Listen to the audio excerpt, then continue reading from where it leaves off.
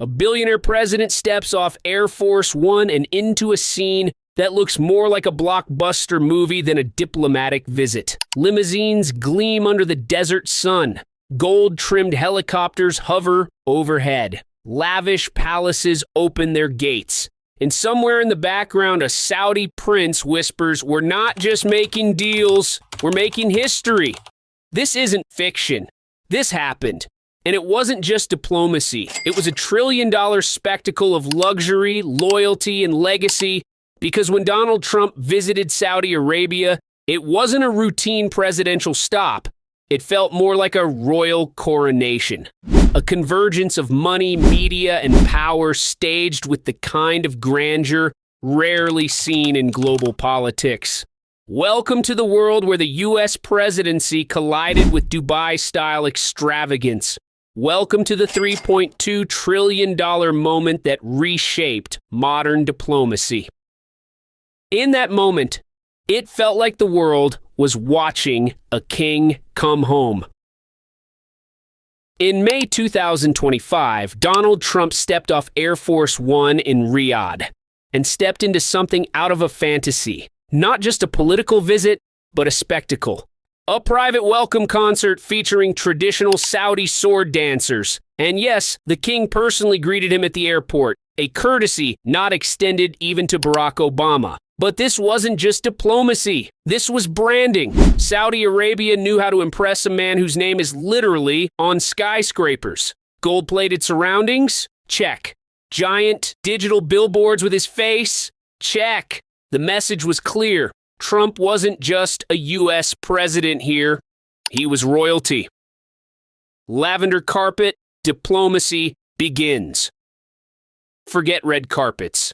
For Trump, Saudi Arabia laid down a lavender one, a color associated with prestige and Arab culture. But this wasn't just a nod to tradition, it was optics warfare. The Saudi leadership had learned something from Dubai's playbook. Presentation is everything. Lavender, gold, falcons, limousines. It was a cocktail of status symbols made for headlines. And that lavender carpet, it didn't just impress Trump, it started a trend.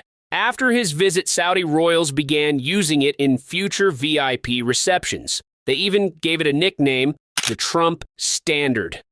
Deals worth dynasties, the $3.2 trillion play. Now for the big number, $3.2 trillion. That's the estimated value of economic and defense deals Trump helped ink across Saudi Arabia, UAE, and Qatar during and after his presidency. This included $110 billion in arms sales, $400 billion in infrastructure and technology deals, over $1.5 trillion in prospective investments via sovereign wealth funds into U.S. startups and green energy tech, and over $800 billion in unofficial agreements under negotiation by private sector lobbyists. And yes, Ivanka and Jared were present at many of those meetings. Dubai's playbook goes global. The Dubai model, ultra-luxury fused with soft power, is reshaping diplomacy. Leaders now court foreign power not just with policy, but with opulence. Yacht meetings, deals over brunches on sky lounges, trillion-dollar visions unveiled via drone light shows. Trump, known for his obsession with luxury, didn't just admire this culture, he amplified it. His personal Trump International Golf Club in Dubai became a symbol of that merging of statecraft and spectacle. Billionaire diplomacy was no longer hidden. It was televised. Where luxury meets leadership. Trump's visits were no ordinary stopovers. His stay included private palace accommodations, secret dinner parties with Gulf royals, and behind-closed-door investment pitches worth billions. He was flown in helicopters with gold-plated handles. His entire entourage was chauffeured in a convoy of armored Rolls-Royces and Bentleys. A leaked memo revealed that during one meeting in Riyadh, Trump was offered a fully customized gold Tesla Model X, complete with U.S. and Saudi flags embroidered into the seats. He reportedly turned it down for diplomatic reasons. But not before posing with it. Trump's face on the Ritz, a PR master stroke. And if this kind of hidden diplomacy fascinates you, make sure to hit like. The more eyes on stories like this, the more truth rises above the noise. In one of the most surreal PR stunts ever pulled off in modern politics, Trump's image was projected onto the facade of the Ritz-Carlton Riyadh. Next to it, King Salman's portrait and a glowing slogan, "Friend of the Kingdom." Hotel staff reportedly began calling the presidential suite the King's Room even after Trump left. The future is gold and coated.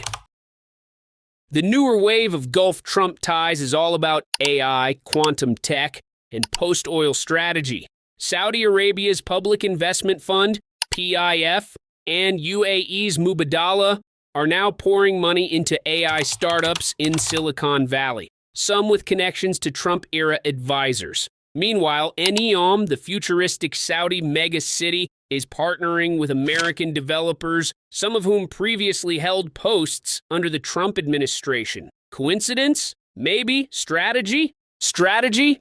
Definitely. And here's a wild card. Rumors are swirling about a potential Trump-branded tech-free zone being quietly proposed for the UAE. Think Silicon Valley meets Mar-a-Lago. Trump's encore in the Middle East.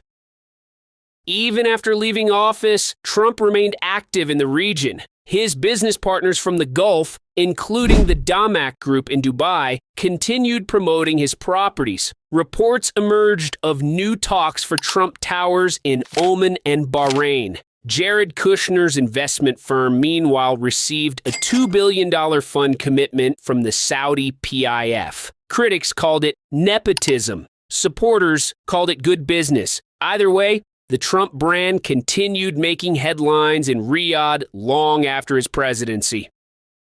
Legacy and lights, Trump's lasting influence. Love him or loathe him, Trump understood something crucial about 21st century influence. If you want to win hearts, don't send a memo, send a motorcade. While traditional diplomacy is about treaties and titles, Trump's version is closer to a Netflix special, loud, luxurious, and unforgettable. And in the Gulf, where wealth is a political tool and glamour a diplomatic language, that method worked. Even now, long after the lavender carpet was rolled away, the effects linger.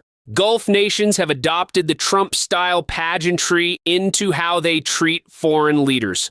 Gold, after all, doesn't tarnish easily. So the next time you see a leader stepping off a jet into a scene that looks more like Cannes than Capitol Hill, remember, Trump wasn't just visiting the Gulf, he was rebranding it. A Saudi diplomat once joked that Trump's visit wasn't a state visit. It's easy to forget that history isn't always written in speeches or signed with pens. Sometimes it's embroidered into the lining of custom suits, etched into the glass of presidential palaces, or projected 50 feet tall onto the side of a five-star hotel in a foreign land.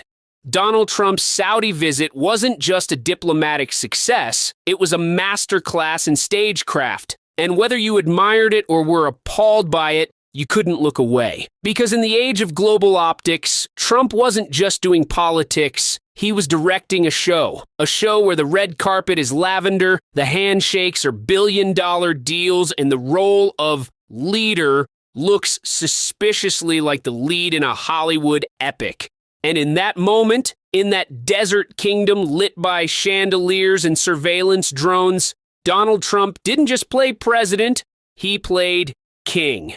So, not every story makes headlines, but the smart ones get shared. Pass this along to someone who's ready to see what global influence really looks like.